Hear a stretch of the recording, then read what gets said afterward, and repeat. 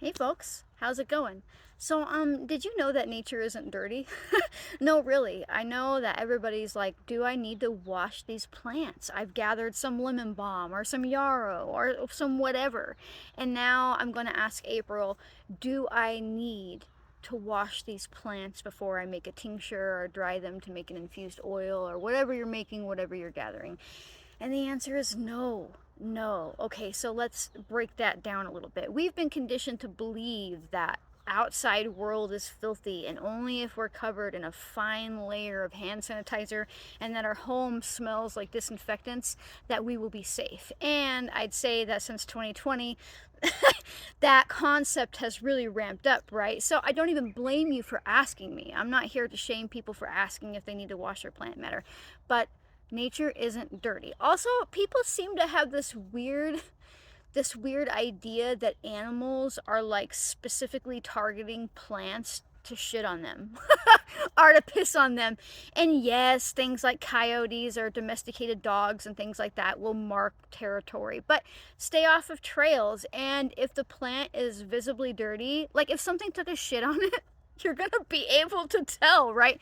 You're gonna be able to be like, yes, there's bird shit on that, so I shouldn't gather it. But no, you do not need to wash your plant matter. And if you come across the plant that is obviously dirty, if it's covered in a bug infestation or something like that, don't gather her.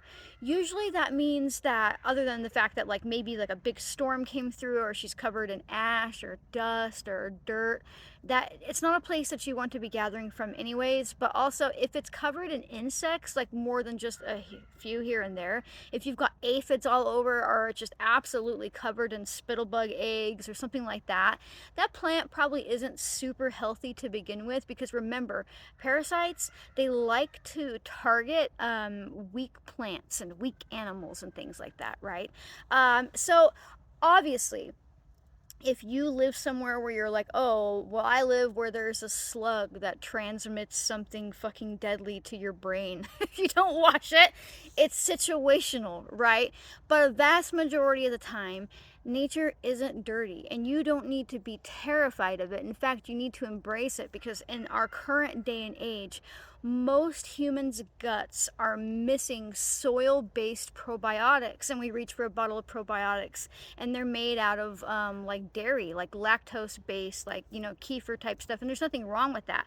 But our ancestors, no matter where you're from, were eating berries without washing them. We're eating plants without washing them. We're eating an apple without washing them, or whatever was growing in their area. They weren't like, whoa, wait a minute. We need to make sure that this water we have is completely like sterilized and ran through like chlorine and all this stuff. And then we need to go buy some expensive spray and soak our fruit in that, and then we can eat it. That wasn't happening. And you can even affect your microbiome locally. Like locally, if you are eating wild foods and you're not washing your plants because they're obviously not dirty, you are going to have a gut microbiome that syncs up with your local biome, right? Like your body gets messages from the environment around you, right? And so when you're out there eating these wild foods or working with that plant, you are actually giving your body the ability to work with or against things that would come at you in your environment, right? But also, can I just point out, and I just need to point this out, if you're going to be making a tincture, which is made with alcohol, you know it sterilizes everything it touches, right? So why would you wash something before you sterilize it? Get it? And again, this isn't meant to shame anybody. It's more like I'm trying to point out the fear that's been ingrained in you, right? The fear that's been like, you're like, oh my gosh, I need to wash this before I sterilize it. Do you hear that? Right? And so I just thought I'd come on here and make this video because I get asked this hundreds of times a year, especially from like spring to fall, because that's when people are out and about and gathering things. And the answer is no, you really don't need to. You genuinely don't need to. Nature isn't dirty and neither is your body. You are okay and nature is okay. And I mean, your mental health will help you and your physical health will thank you and all that kind of stuff to be out in the dirt. Touch the ground and don't freak out, right? It's really okay. And even the same goes for like your garden veggies. Honestly, of course, it depends on where you're at and what's going on in your area. But I don't really wash things from the garden. And if I'm pulling up carrots for storage or beets, did you know if you wash the dirt off of those things, they don't store as long. You need the dirt to keep them storing longer.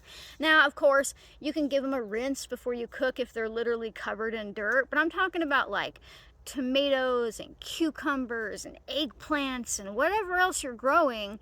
It doesn't need to be washed before you cook with it. And then you don't have to spend shit tons on probiotics that don't even survive your gut environment because you'll just be getting them from the wild, which is better for you anyways. So anyhow, I thought I'd come on here and randomly make this video. Feel free to yell at me about it if you need to, but the truth is, I think that you are smart enough to know that they've tricked you. They've tricked you into being terrified of nature, of completely being separated and thinking that everything is filthy and that everything outside is dangerous, and it's not.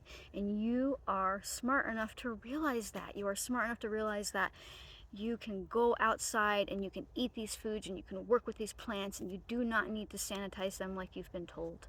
So if you like my random rants, make sure to like, comment, subscribe, turn on notifications, and share. Sharing is really important because it helps other people realize that they are smart enough too. And if you're watching me on YouTube, come find me on Instagram. If you're watching me on Instagram, come find me on YouTube. I share all kinds of things on each platform that I don't necessarily share on the other, right? And if you want to support my existence and these random rants, consider checking out my shop by following the link in my bio. If you're on YouTube, check out the description for things that will help me the most. It supports me teaching freely and letting you know that you are smart enough to do this. So thanks so much for watching, and I'll see you next time. Bye.